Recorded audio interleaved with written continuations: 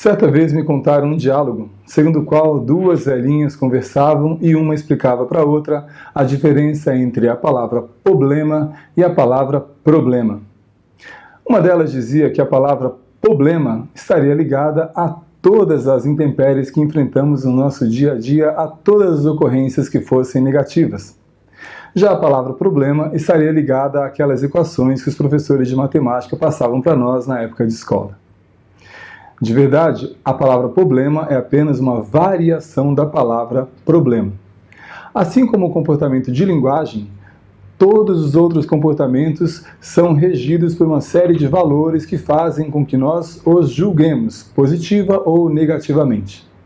Assim como o vestir-se, assim como alimentar-se, assim como postar-se à mesa, assim como dirigir, tudo é levado a uma espécie de juízo de valor, de forma que as coisas passam a ser boas ou ruins, adequadas ou inadequadas. Do ponto de vista da linguagem, nós podemos cometer esses desvios em relação a uma norma chamada culta, aquela que é prescrita por uma gramática que é ensinada nas escolas e que é cobrada nas situações formais de comunicação. Normalmente, esses desvios estão situados numa área fonética, ou numa área morfológica, ou numa área sintática, ou se não, por último, numa área semântica. Vou dar aqui alguns exemplos. Do ponto de vista fonético, alguém pode dizer rúbrica em vez de rubrica. Pode dizer gratuito em vez de gratuito. E estará cometendo aí um desvio daquilo que é o esperado em situações formais de comunicação. Morfologicamente, alguém pode cometer falhas na hora de conjugar um verbo e dizer uma frase como: se eu manter essa situação, será um problema. O verbo manter aí está conjugado de maneira inadequada. Alguém pode cometer também um desvio em relação à área sintática de linguagem e cometer aí uma falha de concordância ao dizer uma frase como: haviam problemas para serem resolvidos.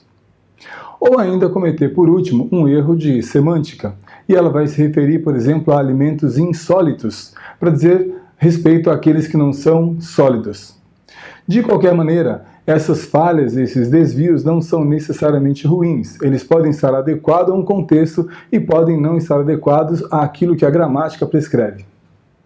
Ocorre que, em situações informais de comunicação, isto é, aquelas que se dão no dia a dia, em casa, na escola, na rua, num bar, onde quer que estejamos, sem que haja um policiamento de linguagem, essas falhas, esses desvios não significam grande coisa.